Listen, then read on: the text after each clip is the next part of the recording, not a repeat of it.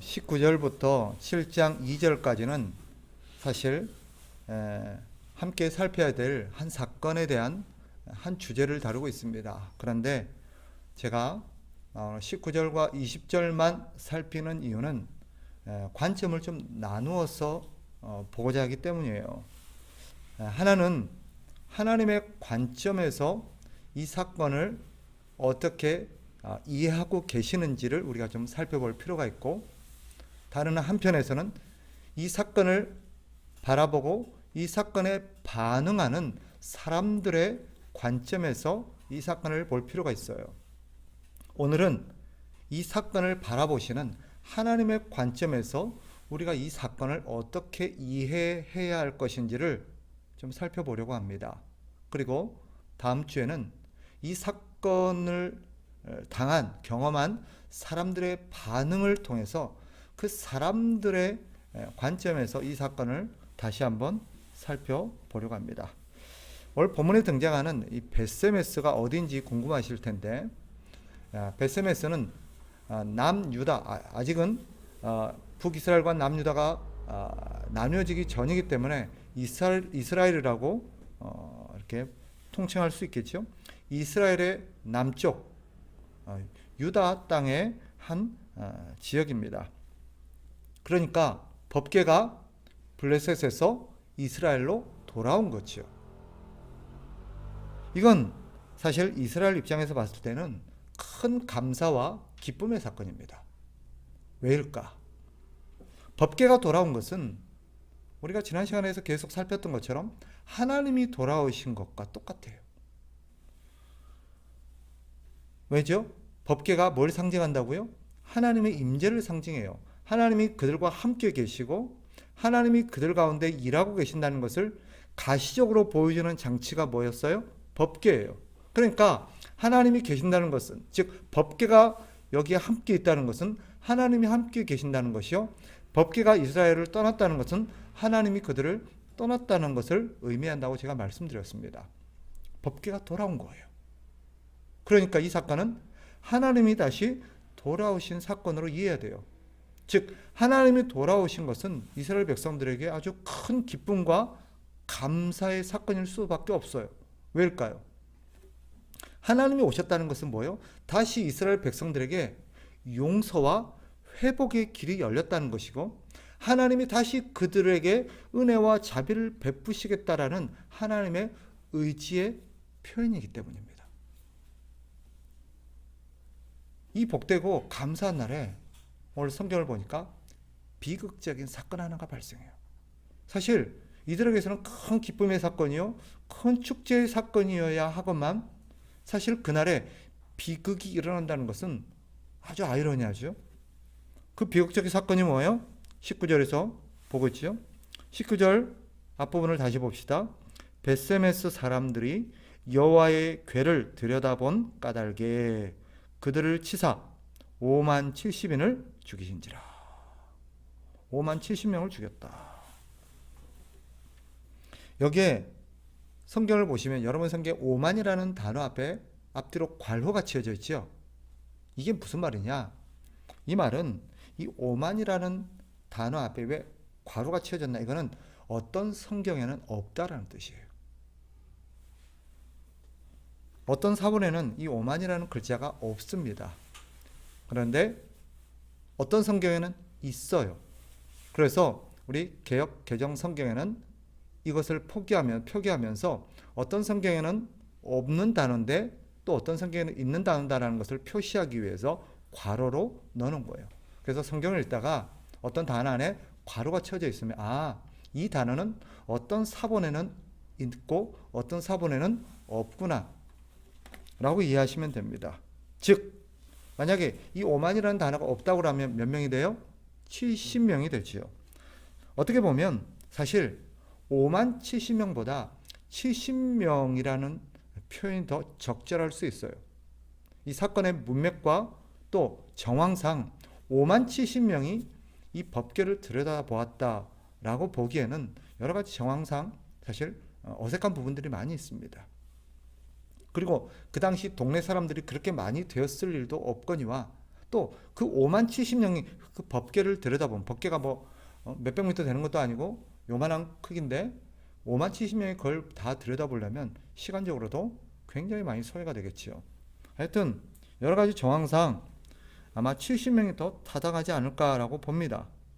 근데 어떤 이들은 이렇게 해석하기도 해요. 실제로 그것을 들여다본 사람은 70명인데 이 사건으로 해서 하나님 앞에 진노를 받아서 죽임을 당한 사람이 5만 70명일 수도 있다라고 해석하는 사람도 있습니다.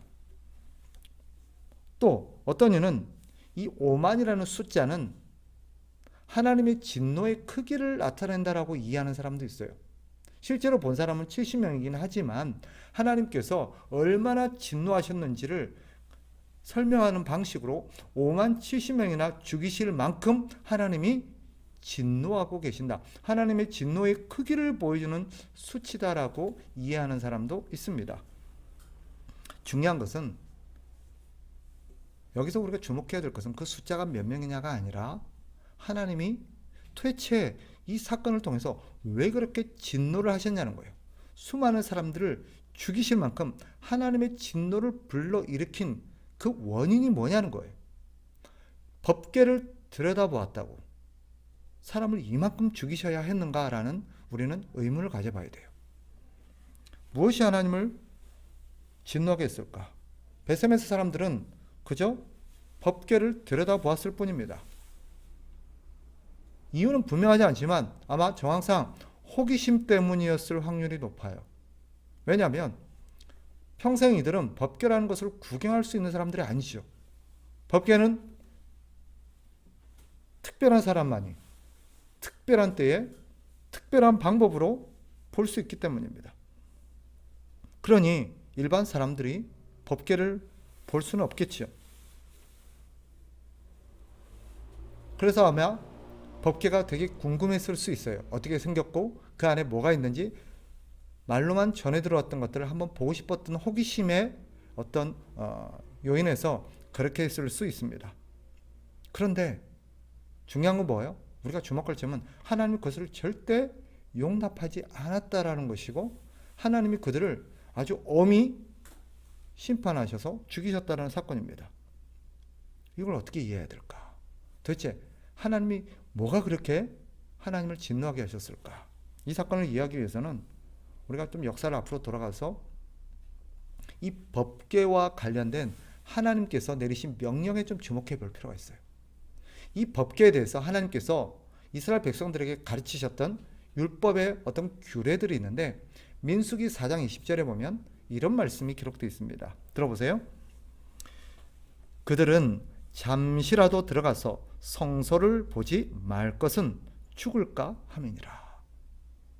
하나님께서 제사장과 이스라엘 백성들에게 이 성막과 여러 가지 규례를 가르치면서 뭐라고 말씀하셨냐면 레위인들, 이 성막에서 봉사하는 사람들이 레위인이지요. 그런데 이 레위인들은 성막에서 봉사를 하지만 성소에, 특히 성소 안에는 들어갈 수가 없었습니다. 더군다나 성소는 크게 지성소와 성소로 나눠지는데 휘장 안에 있는 지성소는 들여다볼 수도 없었습니다. 하나님께서 말하는 거예요. 그들은 잠시라도 들어가서 성소를 보지 말 것은 죽을까 함이라. 그들이 누굴까요? 레위인들을 의미해요. 레위인들조차도 하나님이 허락하시지 않으면 거기에 들어갈 수가 없고 볼 수도 없었습니다. 하물며 일반 백성이겠어요? 궁극적으로 이것은 지성소를 의미합니다. 거기는 오직 대제사장만이 들어갈 수 있죠. 그러나 대제사장조차도 함부로 들어갈 수가 없었어요. 하나님이 지정한 사람이 하나님이 지정하신 때에 하나님이 지정하신 방법으로만이 들어갈 수 있는 것이 지성소입니다. 도대체 거기 뭐가 있죠? 법궤가 있어요. 그러니 그 말은 다르게 말하면 이 법궤는 하나님이 허락한 사람 외에는 또 그 사람이라 할지라도 하나님이 지정하신 딱 때 외에는 또 지정하신 방법을 통해서 아니고서는 절대 들어가지도 말고 그것을 보지도 말라라고 하나님이 엄히 가르치셨어요. 만약에 어기면 어떻게 하신다고요? 죽인다고 그랬어요. 도대체 그게 뭐길래 하나님께서 죽이실 만큼 그렇게 하나님께서 엄히 이 언약궤, 법궤를 다루고 계시는가? 여기 우리가 주목해야 돼요. 도대체 그게 뭐길래? 그걸 보면 어떻게 되길래? 하나님께서 그토록 엄격하게 법궤를 다루고 계시고 그것에 대해서 백성들에게 가르치시는가? 그것은 언약궤의 가치 때문입니다.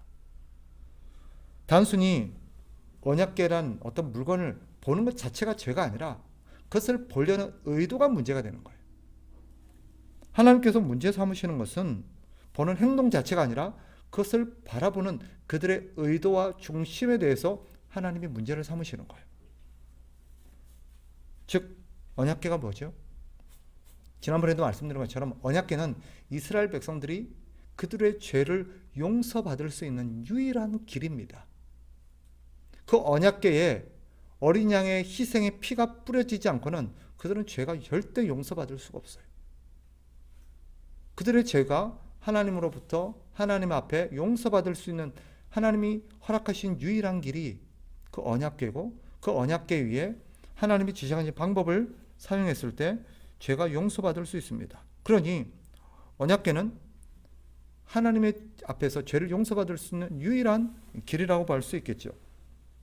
즉, 이 안에 담긴 하나님의 의도는 뭐냐? 사람들이 자신의 죄에 대해서 얼마나 심각하고 엄중하게 이해하고 있는가 하는 것을 지금 말씀하시는 거예요. 또 그 죄를 용서받는 것이 얼마나 귀하고 중요한 일인가를 지금 말하고 있는 거예요. 즉 그들이 저를 보세요. 법궤를 대한다는 것은, 언약궤를 대한다는 것은 죽고 사는 문제예요. 내가 여기서 죄를 용서받지 못하면 나는 어떻게 돼요? 죽을 수밖에 없는 존재가 돼요. 그러니 그들에게 이 법궤는 유일한 그들에게 소망이에요. 그러니까 그들에게서 법궤는 어떻게 여겨져야 돼요? 존귀하고 자기 생명의 근원이요 가장 귀한 것으로 여겨져야 되는 거예요. 그런데 그것을 호기심과 단순히 오락거리로 자기 어떤 호기심을 채우기 위해서 그것을 바라보고 그것을 취급한다는 것은 절대 하나님께서 용납하실 수 없다라는 것입니다. 언약궤는 한낱 호기심거리나 구경거리의 대상이 되어서는 안 된다는 하나님의 무성하고 또 준엄한 선언인 거예요. 마치 죄를 용서받고 구원받는 문제를 단순한 호기심거리나 그냥 즐거움거리로 해서는 안 된다는 가르침과 똑같아요. 실제로 그렇게 어떤 문제를 이해하는 사람들이 있어요. 교회를 나가서 죄를 용서받고 하나님 앞에서 구원을 받는 문제를 별로 대수롭지 않게 생각해요. 되면 좋고 안 돼도 그만이고 그냥 한번 재미삼아 가볼까? 재미삼아 교회 나가 볼까? 재미삼아 예수 믿어볼까? 가면 재밌을 게 있을라나? 하나님은 그런 걸 용납하지 않는다는 뜻이에요. 바꿔 말하면 하나님은 사람들이 심판에 대해서 엄중하게 생각하기를 원하시는 거예요. 엄중하게. 그만큼 그들이 법궤를 대하는 태도는 달라질 수밖에 없겠죠. 그죠? 그런데 지금 베세메스 사람들은 그 법궤를 어떻게 대한 거예요? 이게 우리의 유일한 소망이라든지 우리 어떤 생명의 유일한 삶의 길이라는 어떤 존귀함과 엄중함을 가지고 대한 게 아니라 그저 호기심거리. 그들 그저 호기심을 채우는 거리로 이해를 했던 거예요. 하나님이 그것을 용납하지 않으신 것입니다. 그런데 더 근본적인 이유가 있어요. 그게 뭐냐? 아까 제가 말씀드렸죠. 법궤는 뭘 상징한다고요? 하나님을 상징한다 그랬잖아요. 즉 그들이 법궤를 대하는 것은 곧 누구를 대하는 것 같아요? 결과적으로 하나님은 이 법궤를 통해서 뭘 가르치고 싶었느냐? 법궤도 법궤지만 사실은 그들이 하나님을 대하는 태도, 하나님을 이해하는 태도를 가르치셨던 거예요. 하나님은 우리의 호기심이나 우리의 어떤 즐거움의 대상일 수 없다라는 것을 하나님이 가르치신 거예요. 이 사건을 경험한 사람들, 그래서 하나님의 심판을 경험한 베세메스 사람들이 이 사건을 경험하고 나서 어떻게 반응한지 보세요. 20절. 베세메스 사람들이 이르되 이 거룩하신 하나님 여호와 앞에 누가 능히 서리요. 이 거룩하신 하나님 여호와 앞에 누가 능히 서리요. 제가 다음 주에 말씀드리겠습니다만 이들은 이 사건을 경험하고 나서 하나님에 대해서 어떤 분이라는 걸 깨닫게 되죠. 무서운 분이구나. 하나님 진짜 무서운 분이구나. 하나님을 대상으로 우리가 농담을 한다든지 장난을 한다든지 하나님을 단순히 오락거리나 호기심의 대상으로 삼아서는 안 되는 분이구나 하는 것을 이들이 딱 깨달아요. 물론 그래서 이들이 어떤 반응을 보였는가는 별개 문제예요. 그건 뒤에 제가 살펴볼 거예요. 하나님께서 이 사건을 통해서 이 베세메스 사람들에게 가르치고 싶었던 게 뭐냐? 이거예요. 너희가 지금 나를 어떻게 대하고 있는 줄 아니?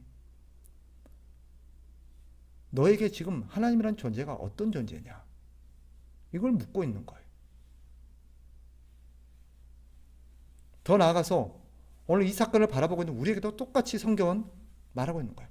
도대체 너에게 하나님은 어떤 분이냐? 스스로에게 한번 질문해봐요. 여러분에게 하나님은 어떤 분이에요? 많은 사람들이 하나님을 이 베세메스 사람들처럼 대해요.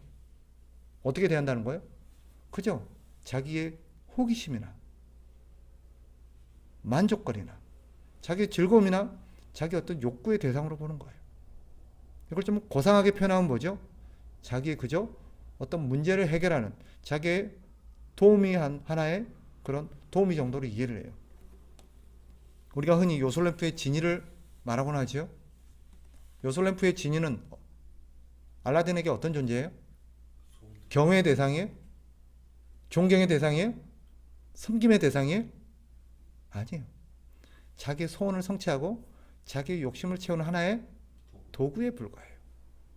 마치 많은 사람들이 하나님을 그렇게 대한다는 거예요.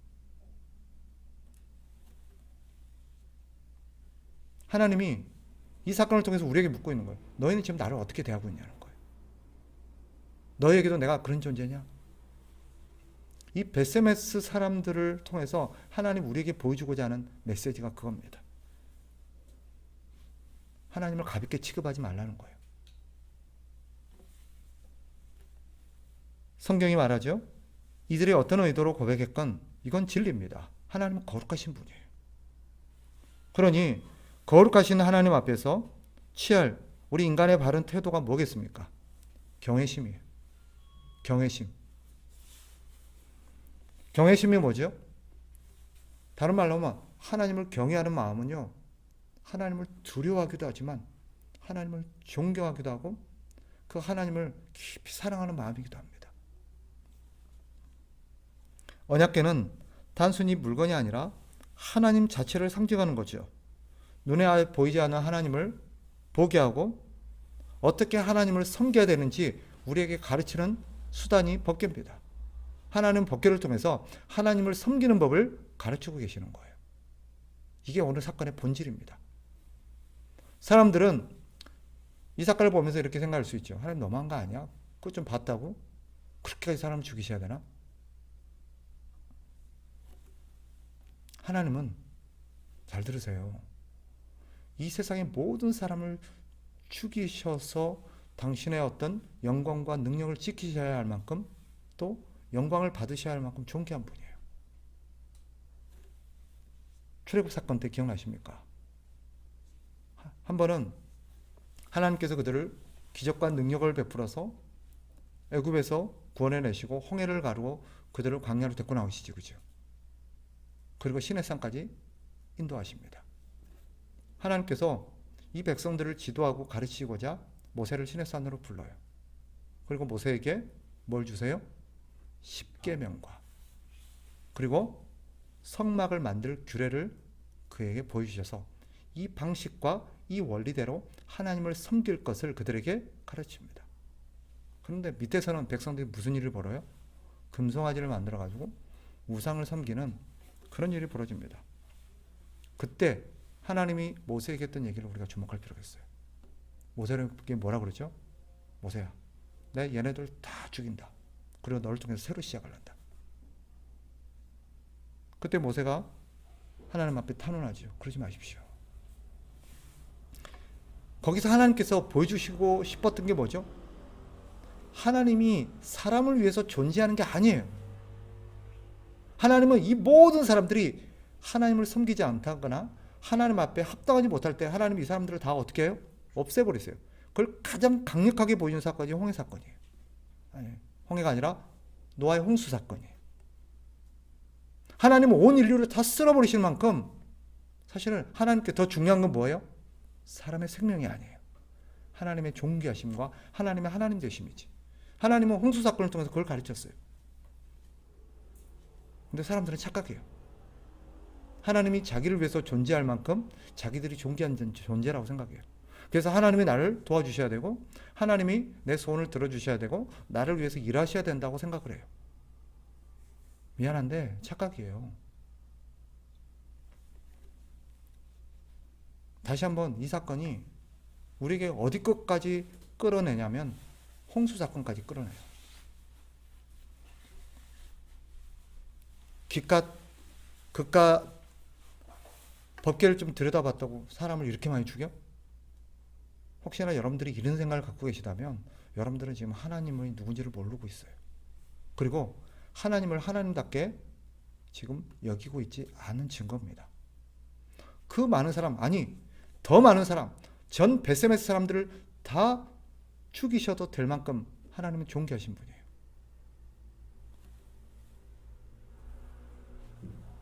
말씀을 정리하겠습니다. 한마디로 베세메스 사람들의 죄가 뭡니까? 베세메스 사람들의 잘못이 뭐죠? 하나님을 자기의 욕심과 만족의 대상으로 삼은 죄입니다. 바꿔 말하면 하나님이 자기를 위해서 존재한다고 믿은 죄예요. 하나님을 하나님답게 대우하지 않은 죄라고 할 수 있습니다. 언약궤를 단순히 나무 상자로 이해하지 마세요. 언약궤는 하나님을 우리에게 보여주는 상징적인 도구입니다. 그러니까 언약궤는 하나님으로 이해해야 돼요. 그들은 지금 하나님을 그렇게 취급한 거예요. 단순히 나무 상자를 취급한 게 아니라. 우리는 법궤를 통해서 나무 상자를 보죠? 아니에요. 성경은 그 법궤를 통해서 하나님을 말하고 있는 거예요. 혹독한 대가를 치르면서까지도 하나님께서 가르치셔야 했던 진리가 하나님을 어떻게 섬겨야 할 것인가, 우리가 하나님을 어떻게 대해야 할 것인가, 하나님은 그걸 가르치고 계세요. 또 한 가지, 이 베세메스 사람들이 아주 심각하게 잘못한 또 한 가지 잘못이 있어요. 그게 뭘까요? 자기들이 죽을 수밖에 없는 죄인이라는 것을 간구하고 있어요. 감히 하나님 앞에 설 수 있고 하나님을 만질 수 있고 그들이 감히 하나님을 대할 수 있다라고 생각하는 그런 교만함입니다. 아무도 하나님 앞에 설 수가 없어요. 우리가 존경하는 선지자 중에 이사야 선지자가 있죠. 이사야 선지자는 누구보다도 거룩한 사람이었습니다. 하나님 앞에 구별된 사람이었죠. 선지자니까. 그런 이사야조차도 성전에서 하나님을 뵀을 때 뭐라고 고백해요? 화로다. 나여 망하게 되었도다. 죄인 중에 살면서 거룩하신 만군의 하나님을 배웠다라고 탄식합니다. 그런 그가 사람 중에서 가장 거룩한 사람 중에 한 사람인 이사야 선지자가 하나님을 보면서 망했다. 죄인인 내가 거룩하신 하나님을 뵙다니. 그랬다면 하물며 우리겠어요?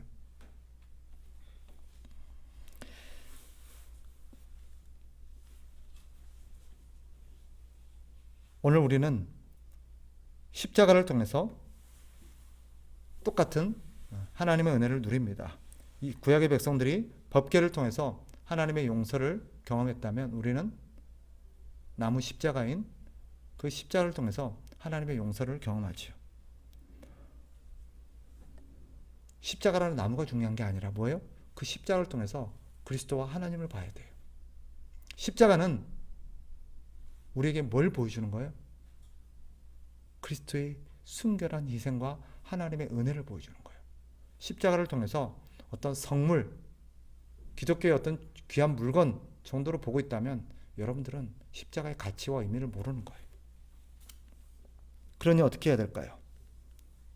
우리 보고 어떻게 하라는 거죠? 다시 한번 여러분들에게 부탁합니다. 여러분에게 하나님이 어떤 분인지를 다시 한번 새기세요. 여러분에게 그리스도가 어떤 분인지를 다시 한번 새기세요. 그리스도는 단지 여러분을 천국 가게 도와주는 도구가 아니에요. 오늘날 많은 사람들이 예수 그리스도의 은혜에 고마워하면서도 예수 그리스도가 우리의 경배와 우리의 섬김과 우리의 생명을 받으셔야 될 주인이라고는 인정하지 않아요. 그냥 고마운 은인 정도로 나를 천국 가게 해준 분, 끝. 그렇다면 여러분들은 사실 예수님이 또 하나님이 어떤 분인지를 제대로 이해를 못하고 있는 것입니다. 성경이 오늘 우리에게 가르치는 건 분명해요. 하나님을, 그리스도를 우리의 혹심이나 욕심의 대상으로 삼아서는 안 됩니다. 그분들은 우리의 생명을 희생하면서까지도, 아니 그분이 영광을 받으실 수 있다면 사실은 우리가 존재하지 않을 수도 있을 만큼 그분은 존귀한 분이라는 것을 성경은 말합니다. 그러니까 여러분들이 평생 힘써야 될 것은 하나님의 얼마나 존귀하신 분이고 그리스도가 얼마나 존귀하신 분인가를 깨닫는 거예요. 어느 날 여러분들이 내 삶에서 그리스도만큼, 하나님만큼 귀하고 소중한 가치가 없다는 것을 깨닫게 되는 날이 온다면 여러분은 진실로 성경의 가치와 하나님의 은혜를 깨닫는 사람입니다. 우리가 구해야 될 것은 그런 거예요. 저와 여러분에게 그런 은혜가 있기를 주의 이름으로 축복합니다. 기도하겠습니다.